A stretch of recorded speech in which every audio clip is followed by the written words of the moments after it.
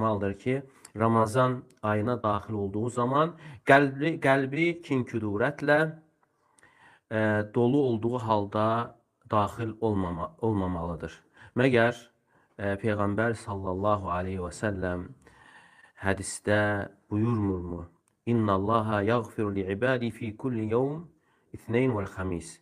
Yəni Allah Teala həftənin hər birinci və dördüncü günləri qullarını bağışlayır. Və sonra hədisdə gəlir ki, Anzira hadayn hatta yastaliha. Və kim ki küslüdür, küslü olanlara deyir ki, bunları saxlayın, bunlar barışana dək.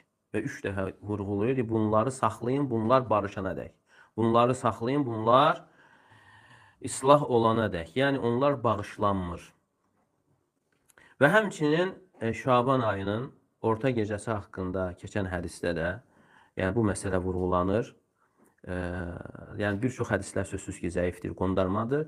Sadəcə bu hədis, hədisi alimlər həsənləşdirib, Peyğəmbərimiz sallallahu aleyhi və səlləm buyurur ki, Allah Teala Şaban ayının orta gecəsi olduğu zaman yaratdıqlarına baxar və onlardan hər birini, hər bir mömini bağışlayar.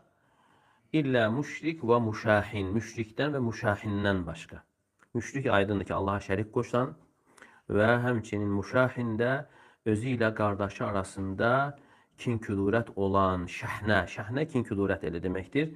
Yəni küsüllük olan, yəni kimsədir. Yəni bu da onu bildirir ki, Şaban ayının ortası gəlməzdən əvvəl gərək insan yəni həm şirkdən təmizlənməyə, uzaq olmağa çalışmalı və həmçinin eyni zamanda küsülüyü də aradan qaldırmalı. Yəni şirk deyildiyi zaman həm zahiri şirklərdən və həmçinin daxili şirklərdən də uzaq olmalıdır. Yəni bəzən şirk deyildiyi zaman insan deyir ki, artıq məndə şirk yoxdur, pirlərə getmirəm və yaxud da Allahdan başqasına yardım istəmirəm. Amma özünün də bilmədən düşdüyü şirklər vardır ki, hansı ki riyadır, insanlar tərifləsin, görsün deyə insana əməl etməsi və yaxud da ücübdür, yəni insan etdiyi əməllər özündən görməsi və sum'adır, yəni insanlar eşitsin deyə eşitdirmək üçün əməl etməsidir. Yəni bunlardan da insan gərək qəlbini təmizləsin. Yəni deməli insanın qəlbini, bu qəlbi təmizləməsinə ehtiyacı vardır.